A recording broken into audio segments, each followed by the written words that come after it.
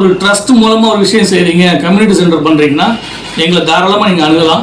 அணுகி வந்து டிசைனிங் காஸ்ட்டும் எங்களுடைய சூப்பர்வைசிங் காஸ்ட் நாங்கள் வந்து கன்சல்டன்ட் நாங்கள் ஃப்ரீ ஆஃப் காஸ்ட்டில் பண்ணி கொடுத்துருவோம். ஸோ இது போக வந்து இன்னைக்கு கன்ஸ்ட்ரக்ஷன் இண்டஸ்ட்ரி அப்படின்னு நான் இருக்கிறேன். இந்த கன்ஸ்ட்ரக்ஷன் இண்டஸ்ட்ரியில் வந்து எவ்வளோ ப்ராப்ளங்கள் வந்தாலும் இதை மீண்டும் வந்து இன்னைக்கு நல்லா சொல்கிறாங்க, கன்ஸ்ட்ரக்ஷன் இண்டஸ்ட்ரி வந்து இன்னைக்கு டவுன் ஆயிடுச்சு, ஆனால் வந்து இன்னைக்கு மெட்டீரியல் பொருள்லாம் ஏறிடுச்சு அப்படின்னு. எல்லாருடைய வாழ்க்கை தரம் உயர்ந்துட்டு இருக்குது.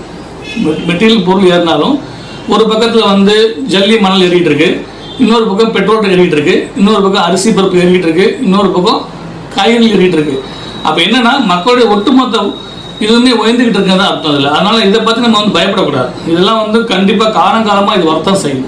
அதை யோசிக்காம நம்ம வந்து முன்னோக்கி தொழிலை நம்ம போகணும் அப்படிங்கிறது தான் எங்களுடைய டார்கெட். வந்து 2025 100 கோர்ஸ். அதை நான் வந்து நிச்சயம் வந்து கடவுளுடைய உதவியில் வந்து கண்டிப்பாக அடைஞ்சே தீர்வு அப்படிங்கிறது தான் இது வந்து சொல்கிறது.